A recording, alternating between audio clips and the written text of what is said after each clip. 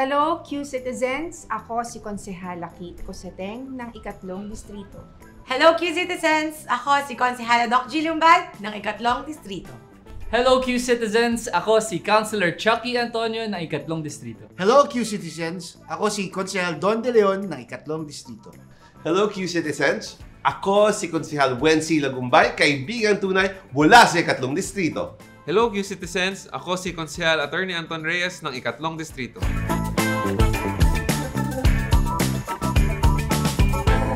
One, of course, I've done medical missions. I've also done constructions of facilities sa barangay.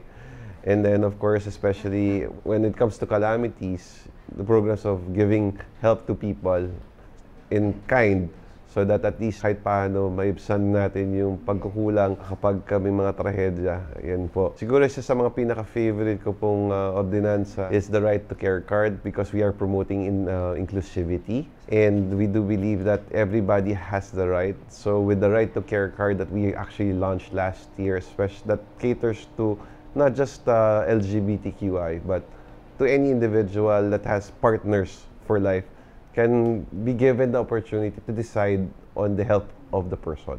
Ang favorite ko ay ang pagbibigay po ng mga maintenance medicines para sa ating mga senior citizens, mga nanay, tatay, lolo, lola. Bilang nga doctor, gusto ko naman ma-fulfill yung dream ko through sa ganong mga paraan. Kahit paano naman ay makatulong po, makabawas sa gastos nila through the meds and makita nila na nandito po kayong mga konsehal na concerned talaga sa health nila at nagmamahal sa kanila. Ordinance naman po, ang favorite ko po ay yung anti-OSIC ordinance or yung anti-online sexual abuse and exploitation of children dahil bilang chairperson po ng Committee on Children's Affairs, gusto po nating mga alagaan at gabayan ng ating mga kabataan, lalo na ngayon na talagang napaka-talamak po ang paggamit ng ating social media at gusto natin silang magabayan sa tamang paggamit ng social media at maiwasan syempre sa mga exploitation. For me, aside from obviously yung mga medical mission natin and other financial assistance programs, one of my favorite programs actually right now is the LGBT Volleyball League.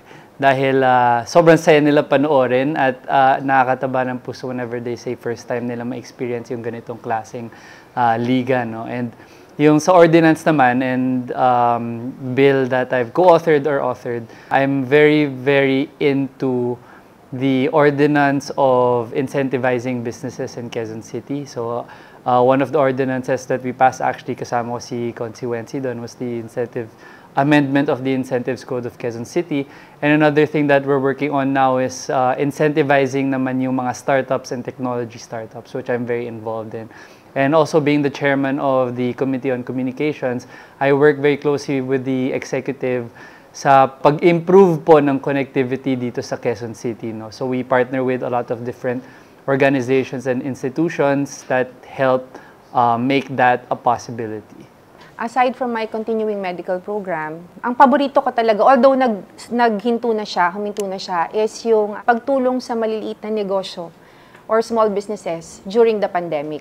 Kasi ang daming mga nawalan ng trabaho, ang daming mga nawalan ng negosyo nung panahon ng pandemya. So namigay ako ng mga food carts, nagbigay ng dagdag puhunan. So yun ang pinakapaborito ko talaga. Kailangan mag-start kasi sa atin sa local economy natin. Makatulong sa ekonomiya. At yung paborito ko naman na ordinansa, creation of Quezon City University. And yung isa naman, which I'm one of the principal sponsors ng Quezon City University po kasi, pagkapanalo ko ng konsehal noong 2016, yun yung napansin ko, wala tayong sariling government-run na university. So we decided to make an ordinance. And then, yung pangalawa na paborito ko, na ako yung nag-iisang, I believe ako yung principal author nitong isa na to, yung pagiging medical tourism ng Quezon City. Because yung proximity natin sa lahat ng mga specialty hospitals. Tayo lang ang may Lung Center of the Philippines.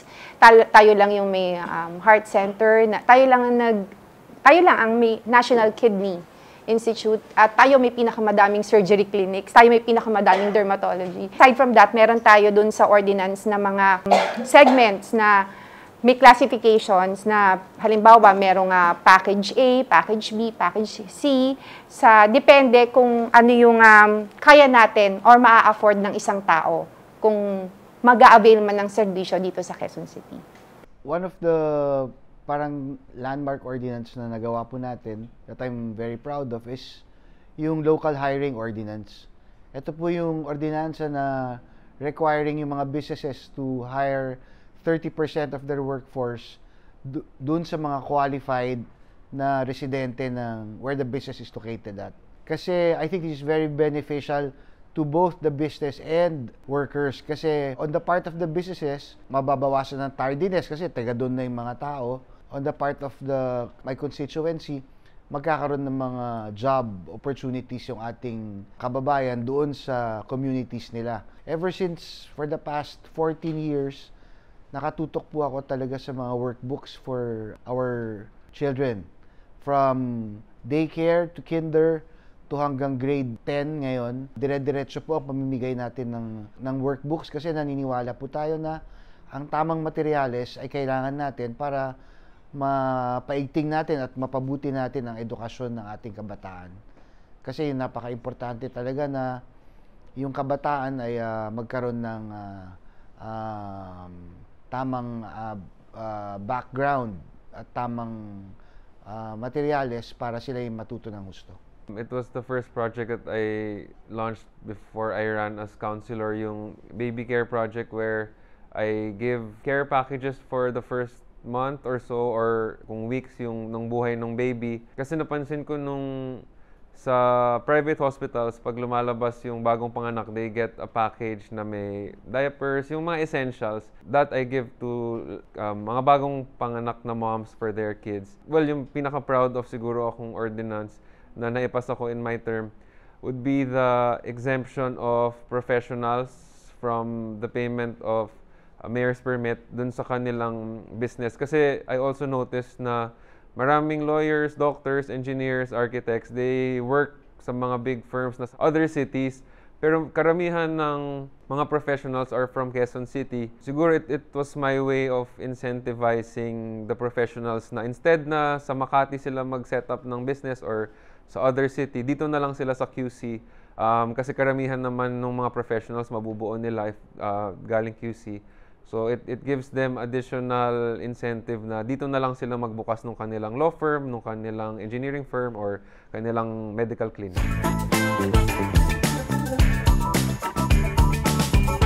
Favorite ang bayan o pasyalan, Consuency? Kung meron po tayong sa aming distrito, sa District 3, yung mga pwede natin puntahan at nire-recommenda sa inyo, ibabahagi po namin kasama ng aking pong 6 na mga konsehal. Shaki, saan ang favorite na tambayan mo? Actually, Wensi, nung kabataan namin, kabataan talaga ninyo, ha? Favorite namin pasyalan is Eastwood. Na alam naman namin, college ka na nun. So, may puppy love pa kami ni Chucky, no? Puppy love pa lang kami. Nagtatago kami ng date ni Chucky sa Eastwood. Hindi Di pa kami pwede tumambay. Di pa kami pwede tumambay. Si Wensi tumatambay na sa Eastwood. Ganun ba yun? Kinalakyan na namin Ikaw dito sa pinata ka na nun. Sige, ito naman si Doc G. Ano naman ang pwede mo? Ano ba? Sa Cubao. Saan sa Cubao? Gateway. Kasi malapit lang school ko doon ng college ako, Trinity ako nag-aaral. Pero actually, nakita ko yung development sa Araneta Center. Ganda. Galing, no? Oo nga, ang ganda. Lalo na pag... From 10 years ago, ibang-iba. Saka may bagong mall. Gateway 2. Oo, Gateway Mall. Doon na yung favorite steakhouse natin, yung Wolfgang. Wow! Nililibre siya. Hindi, pero siguro isa sa mga maganda ring lugar na pwede niyong kainan sa District 3. Talagang ito, classic talaga. Walang palya. Sweet inspiration. Dati kasi countryside. Pero ngayon, tawag na kasi sa kanya CS Place. Lumipat lang siya. Dati, actually talagang isa yun sa mga comfort foods po talaga namin. Yung countryside before. Pero talaga, kung gusto mo talaga ng authentic na galing, nandun pa rin siya hanggang ngayon, sweet inspiration. Yes. Diba? But if you like Filipino food, especially Fusion Ilocano, it's Bahay Ligaya along Katipunan. Talagang authentic na pinakbet, caldereta, Every Filipino food, sobra. Kain na tayo. And of course, alam naman yung sa Nakatakot lang pag nagpaalam ka kasi parang saan ka punta sa bahay ni Bahay ni Gaya. Actually, yung may-ari kasi pangalan niya Joy. Di ba? Si Joy Bueno. So House of Joy. Di ba? At meron na rin bagong mga restaurants sa along White Plains Avenue. Marami ng bagong mga restaurants doon. Choi Garden. Choi Garden is there, Country Waffles, and all this.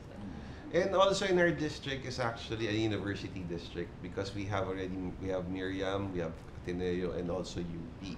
So for those people that are looking to have a good education and actually can afford it, but don't worry, Quezon City also has a program for scholarships, so you can also take part in that program, diba? And then when it comes to our churches, of course, you know that in the 3rd district we have De La Estrada, we have Pentecost, Christ the King, St. Joseph, which is in Aurora Boulevard. We have Our Lady of Perpetual Help. And Santa Clara. Santa Clara, we have Santa Clara, we have Miraculous Medal. Pagka kunyari may nagpa-party at ayaw mo umulan, magandog ka sa Santa Clara ng Itlog. Diba? Yan yung mga churches na meron po ang lungsod. And sa Project 4, we have a Miraculous Medal, Transfiguration. So, in our city, especially, these churches are actually very popular when during Holy Week because most of these churches are all almost reachable and easier to get to because of the good connections of the roads and the proximity of each location.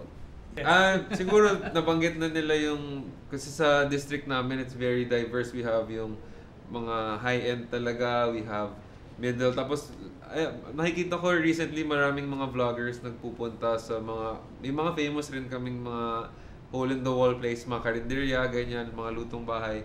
One of the more famous ones which kami in my office we go to a lot along Rahamatanda, it's called Morning Sun. I know a lot of those vloggers go there, so that's their district. Katapat lang siya nung kapilya ng iglesia. So, okay din doon. Favorite coffee shop, tea shop, or meeting place? Pagka-favorite coffee shop, saan tayo na nag-meet sa may White Plains? La Creperie.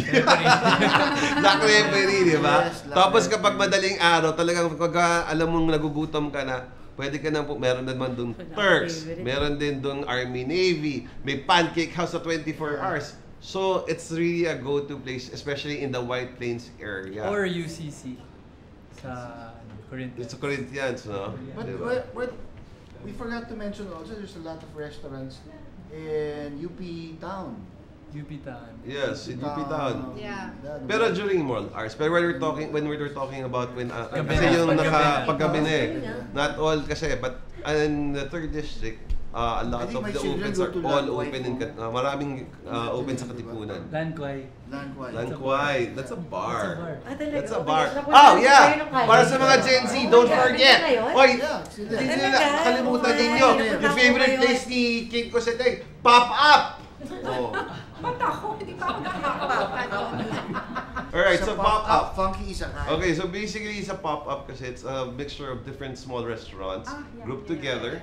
There's actually there's a famous bar in Taguig that opened there, which I forgot the name. But right now, ang pinakabagong nag-open po is a Takeover Bar, which is actually a band place. Basta bar, when sila gumbay, alam mo yan. The youngest. I'm the youngest here. Diba? Teka muna, meron din kaming nasa amin yung farmer's market. Para dun sa mga mommies na mahilig magluto.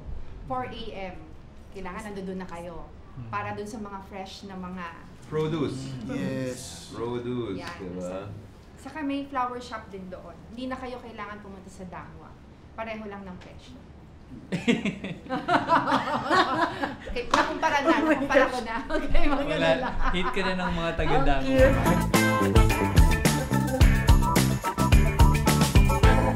Ang pangarap kong distrito ay isang distrito kung saan maunlad at maayos ang hanap buhay ng karamihan ng ating pong nasasakupan. Ang pangarap ko po sa ating mga kadistrito ay mas maging healthy po tayo lahat, mas pangalagaan ang ating pangangatawan. Ang pangarap ko sa aking distrito ay maipagpatuloy ang mga programang nasimulan na ng mga nauna sa amin at magkaroon ng mas maraming involvement ang mga kabataan, mas maging aware sila sa mga nangyayari at maging mas active sila sa pagpapabuti at pagpapaunlad ng ating lungsod at distrito. Ang pangarap ko sa ating distrito, mas lalong maging safe ang ating lugar na kung saan katulad ng sa ibang bansa like Japan, na iiwan mo yung mga gamit mo, pagbalik mo nandoon pa rin. At makapaglakad ng free ang mga kababaihan, nang walang mangyayari sa mga kababaihan. Kahit na madaling araw ay safe pa rin ang District 3 sa mga tao at sa mga kabataan. Ang pangarap ko sa aming distrito ay access to quality education. Kasi dun nga sa 3rd District ang 3 major universities natin. We have Ateneo, we have Miriam, and we have UP. Gusto po natin na yung kabataan po natin ay magkaroon ng more scholarships for those that cannot afford it. And of course, na ma-access to ng lahat-lahat. Ang pangarap ko sa ating distrito ay mas maging empowered yung ating mga kadistrito, mas aware sila sa kanilang mga karapatan, so with their legal rights, with their mas empowered sila in the sense na mas aware sila sa mga bagay na entitled sila, mga bagay na dapat nilang matanggap or mga bagay na dapat nilang pinaghihirapan or yung kanilang mga karapatan sa mga kababaihan, the solo parents, the seniors. We have a lot of those sectors. So each sector has different set of rights, different set of obligations, different set of obligations ng city government sa kanila. So gusto ko empowered sila na hindi sila naloloko kung ano man yung mga bagay na yun and sila mismo, they're aware of all these things, all the benefits, all the services that they're entitled to.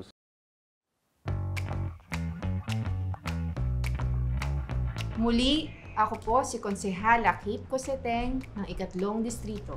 Muli, ako po si Konsehala Doc G. Lumbad ng 3 Distrito. Muli, ako si Konsehal Chucky Antonio ng 3 Distrito. Muli, ako si Konsehal Don De Leon ng 3 Distrito. Muli, ako ang iyong kaibigang tunay, Konsehal Wency Lagumbay mula sa 3 Distrito. Muli, ako si Konsehal Attorney Anton Reyes ng 3 Distrito. Kami ang inyong 22nd Quezon City Council at welcome to Quezon City Legislation Week. 85th, tayo ang QC Edition.